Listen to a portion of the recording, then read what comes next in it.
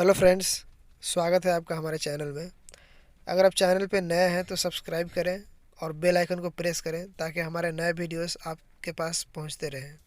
आज के इस वीडियो में हम कार एसी के वर्किंग के बारे में बात करेंगे।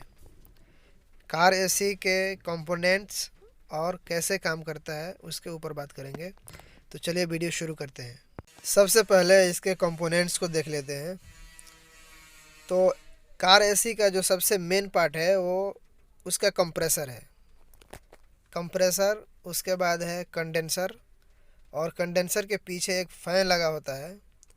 उसके बाद होता है रिसीवर ड्रायर। इसको रिसीवर भी बोलते हैं और ड्रायर भी बोलते हैं।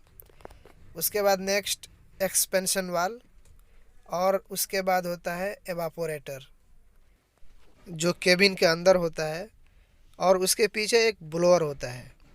ये तो हो गया कंपोनेंट्स। इसके बाद हम इसके वर्किंग को समझ लेते हैं।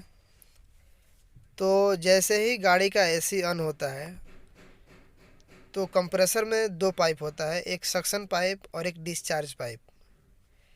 तो एसी ऑन होने के बाद कंप्रेसर सक्शन पाइप के ज़रिए लो टेम्परेचर लो प्रेशर जो वेपर गैस होता है उसको सक करता है और उसको कंप्रेस करता है। जब उसको कंप्रेस करता है तो लो प्रेशर लो टेम्परेचर जो गैस होता है वो हाई प्रेशर और हाई टेम्परेचर गैस में कन्वर्ट हो जाता है और उसके आगे कंडेंसर में जाता है। High pressure high temperature gas जब कंडेंसर के अंदर आता है तो कंडेंसर के पीछे एक फ़ैन चल रहा होता है। फ़ैन का काम बेसिकली ये होता है कि कंडेंसर के अंदर जो हीट होता है उस हीट को वो बाहर फेंकता है, और high pressure high temperature gas को लिक्विड में कन्वर्ट करता है। यहाँ से high temperature high pressure liquid refrigerant receiver dryer में जाता है। रिसीवर ड्रायर सिस्टम के अंदर जो मॉइस्चर होता है मॉइस्चर को अपने अंदर ऑब्जर्व कर लेता है और लिक्विड रेफ्रिजरेंट को आगे भेज देता है। एसी के अंदर रिसीवर का भी बहुत ही इम्पोर्टेंट रोल है। यहाँ पर एक बात समझना ज़रूरी है कि एसी सिस्टम के अंदर मॉइस्चर नहीं होता है। मॉइस्चर आता कहाँ से है वो समझना ज़रूरी है।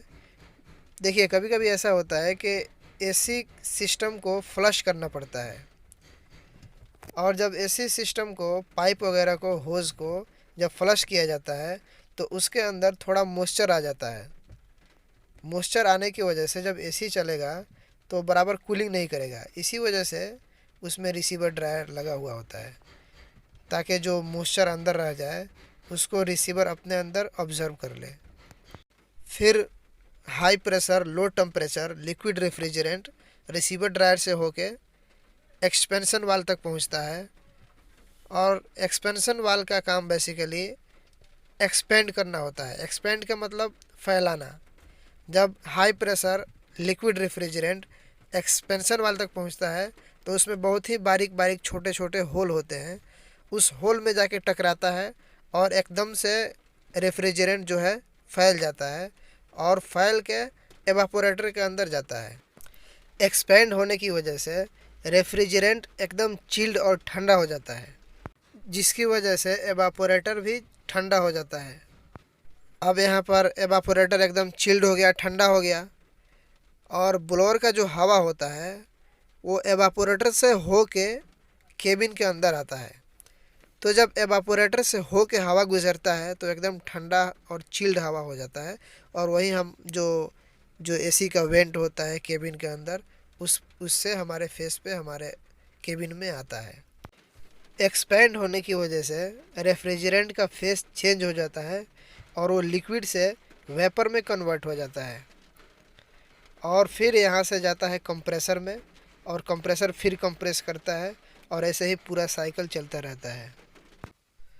एक और बात बताता चलूँ कि गाड़ियों के अंदर जो रेफ्रिजरेंट यूज़ होता है वो होता है R134A। R134A गाड़ियों के अंदर यूज़ किया जाता है।